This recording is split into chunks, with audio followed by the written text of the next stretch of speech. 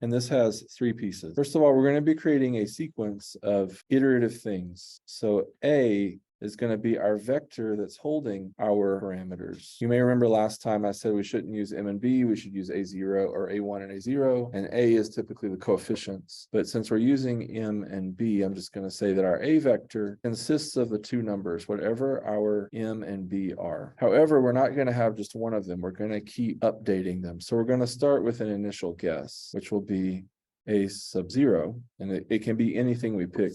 And then we're going to iterate and update that to give us our second iteration, or our next iteration, which will be A sub 1. And the way that we'll get A sub 1 is we'll take A sub 0 and we will subtract off this number. What is this? I don't like it, so I'm going to call it lambda instead. It's a small gamma. I always use lambda because lambda stands for learning. This is called the learning rate. It determines how big your steps are. And so we're going to multiply that by the gradient of the function evaluated at whatever the previous point was. What we calculated, now I did mess up here because, no, I did not mess up. All right, so my loss function was f, and I have this function p of x equals mx plus b.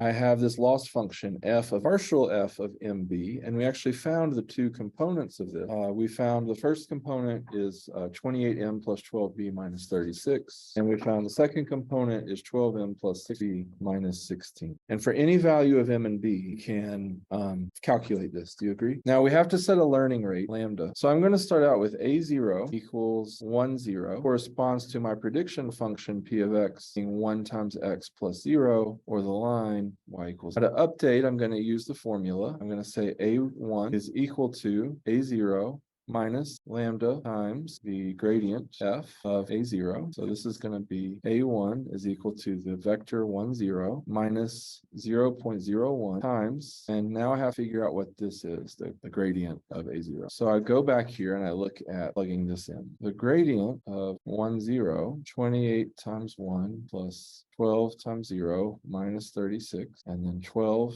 times 1 plus 6 times 0 minus 16, which is going to be -8 comma -4. Do you agree? Multiply this by 0.01. So I get that a sub 1 is equal to 1 comma 0 plus 0.08, 0.04. And so at the end of this iteration, calculate this out, a1 is equal to 1.08 comma 0.04. So I've updated, and my new prediction function p of x is now 1.08x plus 0.04.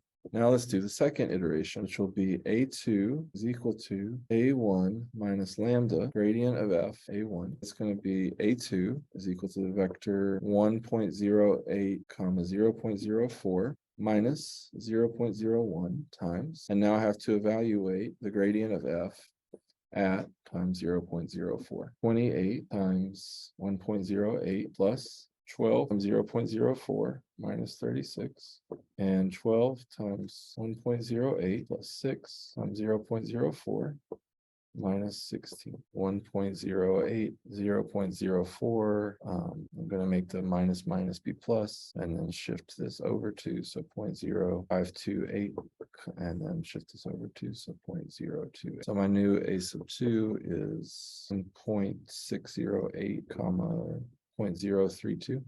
You agree? Oh, you got to add, you need to add because it's minus here and minus here, so it's positive. So you're adding the 1.08 and the 0.0528, yes. 1328, thank you. That's much better. 032. Let's just pretend that never happened for that. So what's happening here is we are continuing to update our function. So it started out as y equals x, or p of x equals x. We updated it to p of x equals 1.08x plus 0.004. And we've updated it a third time to p of x is equal to 1.1328x plus 0.032. So every time we do this, we're just adding on a multiple of the gradient of our loss function evaluated at our current value, and we're subtracting that from our current value. That gives us our new value. So you keep repeating and you keep updating until one of two things happens. So you have to have stopping criteria. Typically, when you call this, you specify two things. The first is you specify the max number of iterations. How many times you're willing to repeat this? The other is something that has different names, but you could call it like error improvement, which is you keep track of how much your loss function actually decreased. So you can say if the loss function is only increasing by like 0.00001 or 10 to the negative 6, you should stop. So you stop if performing the process to decrease because we're by more than this number.